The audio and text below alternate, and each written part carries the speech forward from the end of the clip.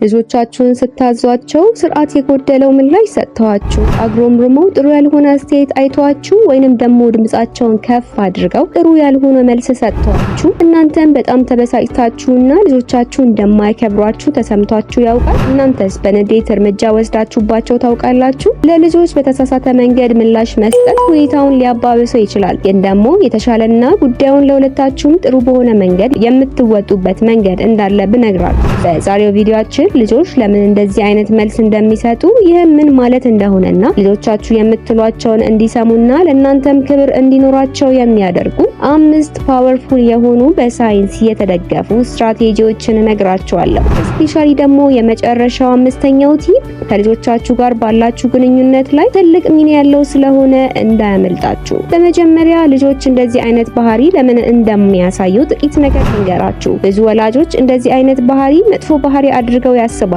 ግን ደግሞ ይሄ ማለት ከሁለታችሁ መካከል ያለ ኮሚኒኬሽን ነው። ልጆች የሚያግሮመርሙት ወይንም ጥሩ ያልሆነ ምላሽ የሚሰጡት ሲያወሩ የሚበሳጩት ራሳቸውን የመምራት ወይንም ደግሞ የመቆጣጠር ፍላጎት እንዳላቸው መግለጻቸው ነው። አስቡት፣ ልጆች ምን ማድረግ እንደሚኖርባቸው፣ ምን እንደሚበሉ፣ መች እንደሚተኙ እያንዳንዱን ነገር በየጊዜው ይነገራቸዋል። አንዳንዴ እነዚህ ነገሮች ትዕዛዝን እምቢ እንዲሉና ጨዋነት የጎደላቸው ምላሽን እንዲሰጡ ምክንያት ይሆናል። ስርዓት የጎደለው ለመሆን ፈልገው ሳይሆን ለነሱ ይህ ነገር ከባድ ስለሚሆንባቸው ነው። እንደዚህ አይነት ባህሪ የሚያሳዩት ለምን እንደሆነ ይህቺን ጥቂት ነገር ካልን አሁን ደግሞ ወደ ፓወርፉል ወደሆኑት 5ቱ ስትራቴጂዎች እንለፍ። ልጆቻችሁ እንዲያከብሯችሁና ትዕዛዛችሁን እንዲሰሙ የሚያደርግ የመጀመሪያው ስትራቴጂ ራሳችሁን በማረጋጋት አርአያ ሁኑላቸው። በንዴት በጩኸት ወይንም ደግሞ በቅጣት ምላሽ ከሰጣችኋቸው ለልጆቻችሁ ችግሮች የሚፈቱት በጩኸት እንደሆነ ታስተምሯቸዋላችሁ። ከዚህም ይልቅ ቆም ብላችሁ ራሳችሁን በማረጋጋት ምላሽ ስጧቸው። ምክንያቱም ልጆች ልክ እንደ መስታወት ናቸው። ከእናንተ የሚያዩትን ነው የሚያደርጉት። ልጆቻችሁ እንዲያከብሯችሁ ከፈለጋችሁ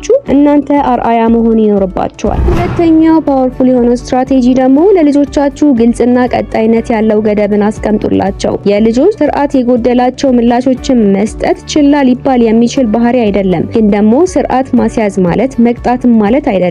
ልጆችን ከመቅጣት ይልቅ ጥብቅና ተገቢ የሆኑ ገደቦችን አስቀምጡላቸው። እንደ ተበሳጨህ ተረድቻለሁ፣ ግን ደግሞ ስርዓት በጎደለው መንገድ ስትናገር በጭራሽ ምላሽ አልሰጥህም በሏቸው። ይህ ነገር ልጆች ስርዓትን ጠብቀው ሲያወሩ ብቻ እንደሚሰሙ ያስተምራቸዋል። ሶስተኛው ስትራቴጂ ደግሞ መነሻ ምክንያቱን ለማጣራት ሞክሩ። አንዳንድ ጊዜ ልጆች ስርዓት የጎደለው መልስ የሚሰጡት በእናንተ ምክንያት ብቻ ላይሆን ይችላል። ጥልቅ የሆነ ንዴት፣ ብስጭትና እነሱ ቦታ እንደሌላቸው ሲሰማቸው እንደዚህ አይነት ሁኔታዎች ሊከሰቱ ይችላሉ።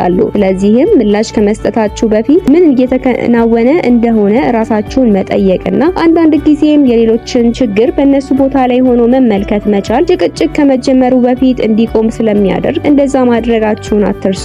አራተኛው ስትራቴጂ ደግሞ ልጆቻችሁን ለመቆጣጠር ምርጫዎችን አቅርቡላቸው። ልጆች እነሱ ፓወር እንደሌላቸው ሲሰማቸው ትዕዛዝን ሊቃወሙ ይችላሉ።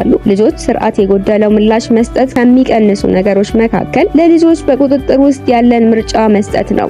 እንደዚህ ማድረጋችሁ ልጆች በኃላፊነት ቦታ ላይ እንዳሉ እንዲሰማቸው ስለሚያደርጉ ትዕዛዞችን በቀላሉ እንዲቀበሉ ያደርጋቸዋል። አምስተኛውና የመጨረሻው ፓወርፉል የሆነው ስትራቴጂን ደግሞ ልነግራችሁ ነው። እሱም በግንኙነታችሁ ውስጥ ለልጆቻችሁ መከባበርን አስተምሯቸው። እዚህ ጋር ዋናው ሁሌም መርሳት የሌለባችሁ መከባበር የሚመጣው በቁጥጥር ውስጥ ሳይሆን በግንኙነት ውስጥ ነው። ልጆች እንደሚወደዱ፣ እንደሚሰሙ፣ ክብር እንዳላቸው ሲሰማቸው በምላሻቸውም የበለጠ አክብሮትን ያሳያሉ። ልጆች ትዕዛዝን እንዲያከብሩ ከማስገደድ ይልቅ ትኩረታችሁን መተማመንና ኮሚኒኬሽን ላይ አድርጉ። በቀጣይም በልጆቻችሁ ስርዓት የሌለው ምላሽ ከገጠሟችሁ ራሳችሁን ማረጋጋት፣ ግልጽ የሆኑ ገደቦችን ማድረግ፣ ትኩረታችሁን ግንኙነት ላይ ማድረግ አትርሱ።